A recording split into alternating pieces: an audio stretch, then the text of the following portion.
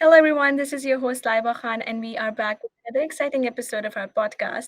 And today we will be discussing about digital twins, AR, and VR, and what future holds for us. So, for that purpose, let's welcome Nicholas to our podcast today. Hi, Nicholas. How are you? Hey, it's pretty good, I think. So, how do you envision positively contributing to the world through your work? I think it's a good question. I try to again, have my podcasts. I've written thousands, no, maybe not thousands, but at least hundreds of articles, and I could see that people were liking it. They liked the podcast, but did that mean that they would change their ways? No, not really. So I actually, we're creating a product and a platform right now to try to democratize a lot of the accessibility, understandability of these solutions, so that more people can actually get started with IoT, right? Or at least create value from it. So I think it's just creating actually a product right now, and perhaps joining a couple of other companies as advisory boards, and just trying to, again, the classic one, right? Be the change that you want to see in the world, not just talking about it, but actually trying to get it done. I think that's sort of the combination of trying to talk about it and also doing it, getting it done at the same time, I think. As you mentioned earlier, that you've been involved in digital twins and smart cities. So, how do you see these concepts in the future shaping the more advanced and interconnected world? No, that's a great question. I think, I mean, again, digital twins, what are they? I think there's a lot of different definitions. My definition is that it's a virtual representation, or it's like a 3D representation of something that exists in reality, and everything is reality is in 3D, so it has to be in 3D, honestly, that is fed with real-time data, right? And if you look at that perspective, you take a city through the Digital Twin Consortium. We have an engagement right now where we're focusing on Olympics planning. As in, how do you plan the Olympics for a city that has never done it before, with the sort of urgency that, okay, I'm a urban planner and I'm forced now to communicate and collaborate with the people that, again, I've never been able to, I haven't had to work with them before, right? And that means that if they would then create you take satellite data, for instance, and geographical information systems data about that very location, and maybe have some drone scans or surveys that is being done every month or whatever that might mean, and you package that as a 3D, replica, right? Think SimCity of Brisbane or LA or whatever city on the planet, or let's say you have a global digital twin of the entire planet, that would allow you to then zoom in to that part, and then like Google Maps or Google Earth or something like that. But as you know, with Google Maps, it's not up to date, right? You can go to a location maybe that was updated, I don't know, 3 years ago or 2 years ago, or basically never. So that's, I think, like the power of digital twins, that it keeps that area up to date. So you actually can see what has happened, what is happening. And responding to your question, what I see in the future is that digital twins will mainly be used to not do anything in the real world first. You will do everything in the digital twin. You will try out solutions. You would simulate stuff so that once you actually get to the real world and do these kind of things like host an Olympics, that's when you've already done it thousands of times, right? So all the different people that are in this city, they're actually being able to collaborate and communicate, and also what I call like invite to innovate. So they can invite anyone on the planet. So that's also second part of your question. How do you, foster this interconnectivity or connection between people? Well, I can then teleport into any part of the world, and it's not, obsolete data, and I can do that with anyone else in the world as well, right? And then if you combine that with extended reality, as an augmented reality, virtual reality, I can actually be there, with someone. She can be anywhere and everywhere at the same time with anyone on the planet. So I hope that will foster more of a sense of belonging between people, to be honest, and realizing that we have this overview effect, that we're all a part of this planet, right? We're all in, moving through space on a spinning planet that is being, tied with gravity. But at some parts, we don't necessarily understand that. Of course, maybe we shouldn't think about it all the time, but at some point we probably should think about it, that all these borders, all this kind of stuff, even digital twin as a technology, it's just made up stuff, right? To help us realize value in the real world, whatever that is. Wow, that's a great message that you just said. So, moving forward, as you are known as your expertise as hype cycle technologies. So, how these technologies can be helpful in the businesses, and can you explain this term hype cycle technologies to our audience? Yeah, I actually love this question, and for the audience, I didn't even write these questions to myself. So I think that's a question that I've been wanting to answer.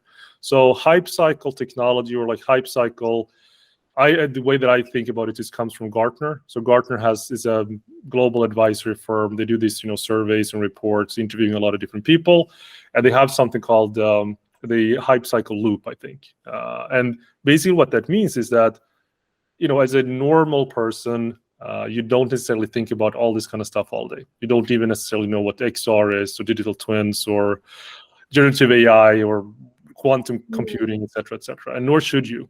But this hype cycle is sort of depicting peak hype, as in, digital twins was, maybe it's peak hype a couple of years ago, or even still is. And then, AI, obviously this year with ChatGPT, is sort of, the hype around it globally is really big. But then, the hype cycle says that it's sort of peak hype, and then, people are sort of, maybe like now, when you look at ChatGPT and they pruned the model, it basically made it worse. It wasn't as good as it was in the beginning. And people that are building businesses and, big companies, raising hundreds of millions of dollars on it, they're building on a pretty porous, or like, foundation that is cracking underneath their very feet, right? So you get sort of this trough of disillusionment. This basically means that at peak hype, it's, everyone wants it, a lot of investment is flocking to it. And then, they realize, okay, maybe it wasn't as easy or as good as we thought it was, because people are not necessarily leveraging the technology correctly. The use cases for NFTs, blockchain, et cetera, might take some time. So what that says is that peak hype, it might be 5 to 10 years away from reaching, or 20 years, depending on where it is, to reach mainstream adoption, right? So it basically depicts, exactly that, right? Now it's, hype, you can go in, but if you wait, it might be more mature. But here's again, why I wanted to answer this question. And that is because even though it's peak hype, and even it's going to reach mainstream in 5 to 10 years and 20 years, it doesn't mean that companies can't use it right now. It's exactly the opposite, right? So if you know how to use one of these hype cycle technologies, right now, and leverage it, you're going to do something that, the rest of the market will do in 5 to 10 or 20 years, right? According to this, the curve or whatever, which is, again, take it for whatever it is. But if you then leverage 1, 2, 3, so digital twins, AI, blockchain, edge native strategies, all this kind of stuff, XR, game engine technologies, whatever, right? If you leverage 1 or 2 or 3 or 4 or 5 of them, then you're creating a foundation for your company that will then last much, much longer, right? Because it will last until it reaches mainstream adoption. Whereas the difference is, okay, let's say, okay, I'm a company, it's peak hype, it's just bullshit, I don't understand it, I'm going to wait. Then whatever you're building right now will have, it's going faster towards obsolescence. It's already obsolete when you're already building it. And in 20 years and in 5 years, the entire platform that you're building for a company will have, you can't compete with any other company in the market, right? So I think, like, the biggest danger for companies when they look at, peak hype or hype cycle is think like, I'm going to wait, right? I'm not going to do it right now. I'm going to see what happens, which is, for me, it's great, right? I'm building everything on this, cutting edge technologies, modern technologies, because I know how to leverage them and, work with them together. But for those companies that I advise and say, like, what about this, Nicholas, metaverse, right? That's just hype, right? That's just bullshit. No, of course not. It's probably going to deliver, again, provide an additional layer of connectedness on a global scale that we haven't seen before. Visual internet, with Web3 capabilities, all this kind of stuff. But, it's the same as it always has been, right? People are fearful of the unknown, and something new, again, that is unknown. They don't know what to do with it. Existing processes, culture, people, systems, and roles, from companies, they don't know how to do this. They can't really do it, right? So I think it's a very, very interesting time right now where everything is super hyped up, and which is great, I think. And before maybe the hype cycle, it said like the technologies might take 5 to 10 years to reach mainstream adoption. But now when ChatGPT got like 100 million users in 3 weeks, we see that what took 1 month, what took 1 year, what took 10 years before is, it's decreasing, right? So I urge everyone to understand how to leverage not just one hype cycle technology, but all of them in the right order to solve problems much, much faster. And of course, that's what I do, right? But if you don't do it, then yeah, you're gonna be really obsolete in no time. That's what I believe. So, Nicholas, as you are CEO yourself and you are doing an incredible job in this industry, so do you have any advice for aspiring entrepreneurs and innovators who want to do something in this industry? Yeah, it's a great question. I think again, the one thing that I use now is called spin selling. So it's just an acronym that stands for situation, problem, implication, and need. So I think like forget about technology, whatever you're gonna do, don't focus on anything. Just go out to people, understand the situational stuff, ask people things, because the benefits or the beautiful part, I actually think it's beautiful, about spin selling is that you don't need to know anything in advance, right? You just ask, what is going on here, right? What is situation? What are you doing? What kind of problems do you have, right? Yeah, but you just ask people stuff when you want to learn. I think like curiosity is of course one thing, and then just understanding reality, understanding what happens, understanding the people that are surrounding it. Because the most, the biggest challenge, like you asked before, is not technology, right? It's just people. There are so many people that are decision makers, that are the data scientists. AI on its own yet can't really do anything.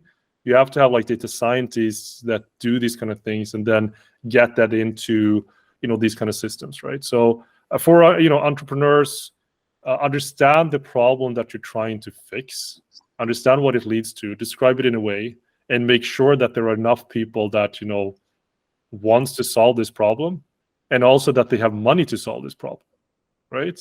It doesn't matter if you come up with a way to solve a problem. The problem is there for a reason, right? And you're not the first one that has come up with a solution to this problem. Also, Google, right? Has anyone solved this problem? You're going to find 1,000 websites, and I think like the first thing that discourages entrepreneurs, say, oh, okay, someone else has done it, I'm not going to do it, right? Which is also completely ridiculous. That's perfect because someone has done it. That you just need to do it better. So steal with pride, right? Come up with ask 10 people, what are the biggest problems? See if you find any patterns. Understand if someone has solved it. If someone has solved it, fantastic. Have they solved in your area? Apparently not. There's an opening, right? So just ask about your questions, understand all this kind of stuff. Don't be afraid that someone has already come up with the same solution. Just do it a little bit better, hopefully with a digital business model, digital operating model, thinking that how can I scale this to 1 million people in 10 days, and you build a solution like that. If you need an advice, just come to me and I'll try to help out as much as possible. Thank you so much, Nicholas, for being in today's podcast. Your presence has truly enriched our podcast. And to the viewers, thank you so much for tuning in. This is your host, Laiba Khan, signing off. Thank you.